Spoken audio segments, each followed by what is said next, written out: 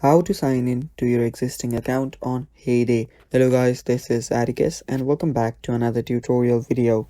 In today's video, I'll teach you guys how you can sign in to your existing account on Heyday. So without any further ado, let's dive right into it. So first, make sure that you have installed the Heyday app. You can easily get it from your App Store or Google Play Store.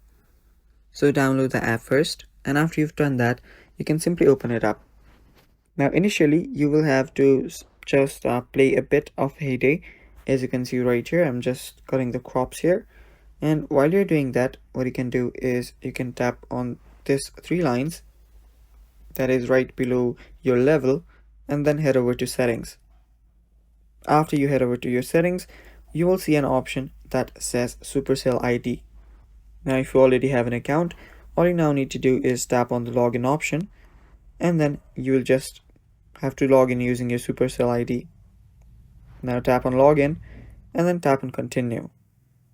Add in your email here, and after you add in your email, just log in and use your password. And that is how you can sign in into your existing account on Heyday. And yeah, that is all for the video guys. Thanks for watching. Stay tuned for more, and bye bye.